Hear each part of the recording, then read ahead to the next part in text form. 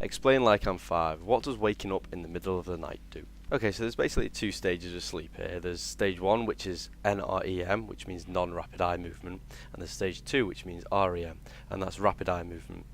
And I know we don't usually sleep with our eyes open, but just thought I'd show you that you do actually move your eyes when you're sleeping REM, which is pretty interesting. So the first phase of sleep is called NREM 1, so it's non-rapid eye movement 1, and this lasts about 5 to 10 minutes, and our brain sends out beta waves, which are tiny little things. They're dead fast, and your brain's relatively still active.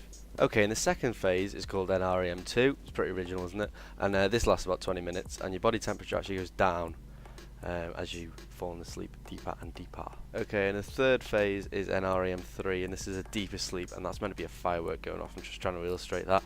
You're in a very deep sleep, and nothing really can wake you at this point. And fireworks are harder to draw than you think. Okay, and the fourth phase and the best phase is REM, which is rapid eye movement. And this just means dreams, essentially. Your body's actually immobilized and your brain's in overdrive, and you're just dreaming. This is when you dream. And there's a lot of explanations as to why we dream, but I'm not going to get into them today. But it's pretty cool, that. And here you can see the phases actually go like this, so they don't go in a straight order, they go back and loop. And this happens 4 or 5 times a night, depending on how much you sleep.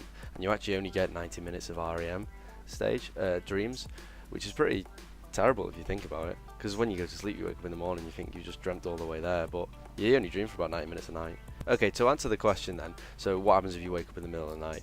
Nothing really happens, because if you wake up, you're quite groggy and you just fall back asleep and you wouldn't even know you've woken up in the morning. But if you do wake up for a longer period of time and your brain starts to become more active and your body starts to enable its systems again, then you'll have to start this cycle again, which can lead you to feel quite tired and grumpy, which is not what you want really. So I can recommend like turning all your electronics off and make sure you just get a nice quiet night.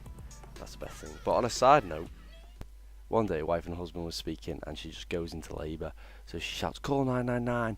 So he picks up the phone and he calls them and he says, "My wife's going into labour, what do I do? Help, help." And she says, "Calm down, I'm just going to ask a few questions. Is this her firstborn?" And he replies, "No, I'm a husband." Hey.